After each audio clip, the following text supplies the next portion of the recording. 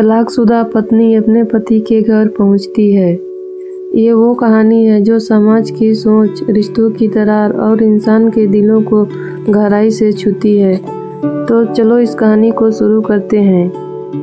कहानी वो दरवाज़ा जो कभी बंद नहीं हुआ। शाम के करीब 7 बजे थे। आसमान में हल्की धुंध थी और ठंडी हवा पुराने मोहल्लों की सड़कों से गुजरती जा रही थी। उसी सड़क के किनारे एक औरत धीमे धीमे कदमों से चल रही थी, जो थी सिया। हाथ में छोटा सा बैग, चेहरे पर थकान, पर आंखों में एक अनकही बेचैनी थी। वो उसी घर की ओर बढ़ रही थी जहाँ कभी उसका घर हुआ करता था। 3 साल बीत चुके थे तलाक को। उसकी शादी को होने के बाद उसका तलाक हो गया था, जिस घर की ओर वो जा रही थी। इन 3 सालों में उसने बहुत कुछ सहा और सुना। अपनों के ताने और पड़ोस की बातें और अकेलेपन की चुभन उसने इन 3 सालों में सहा। पर आज किसी अनकहे खिंचाव से वो फिर वहीं लौट आई जहाँ वो निकली थी। जहाँ से एक दिन आंसुओं के साथ वह निकली थी। जब वो धीरे धीरे दरवाजे के सामने पहुंची तो उसका हाथ कांप उठा।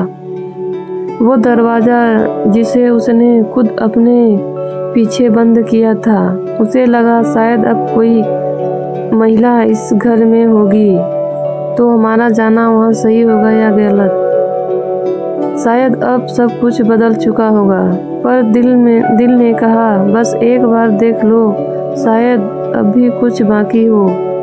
उसने धीरे से दरवाज़ा पर दस्तक दिया। कुछ पल बाद दरवाज़ा खुला और सामने अर्जुन था। वो चौंक गया कि सिया यहाँ कहाँ आ गई, लेकिन फिर दोनों की नज़रें मिली। 3 साल का सन्नाटा एक पल में जैसे टूट गया हो। सिया आश्चर्यचकित हुई, उसकी आवाज़ कांप गई। फिर हाँ सिया बोली, मैं बस यहाँ से गुजर रही थी, सोचा तुम्हारा हाल पूछ लूँ। अर्जुन के चेहरे पर कई भाव एक साथ तैर गए। अफसोस, झुंझुलाहट, हैरानी और शायद थोड़ा अपनापन भी था उसके चेहरे पर। कुछ पल की चुप्पी के बाद उसने कहा, अंदर आओ सिया। सिया एक पल झिझकी पर फिर अंदर आ गई। वही घर था पर कुछ बदल गया था। दीवारों पर नए रंग, पर सिया की यादें अब भी हर कोने में थी। टेबल पर वही फोटो फ्रेम रखा था उनकी शादी का, बस अब उस पर थोड़ी धूल जम चुकी थी। कैसी हो? अर्जुन ने पूछा सिया से। सिया ने हल्की मुस्कान दी। ठीक हूँ, कोशिश करती हूँ ठीक रहने की। कुछ देर तक दोनों बिना बोले बैठे रहे। चाय बन रही है सिया, लेकिन फिर भी चेहरे पर अब भी थकान थी। अर्जुन ने धीरे से कहा, तुम चली गई थी लेकिन कुछ सवाल पीछे छोड़ गई थी। सिया ने निगाह झुकाते हुए कहा, कुछ रिश्ते सवालों में ही टूट जाते हैं अर्जुन। जवाब देने की हिम्मत नहीं बची थी। फिर भी उसने धीरे से कहा, पर आज आई हूँ किसी जवाब के लिए नहीं, बल्कि एक सुकून के लिए। अर्जुन की आंखें नम हो गई।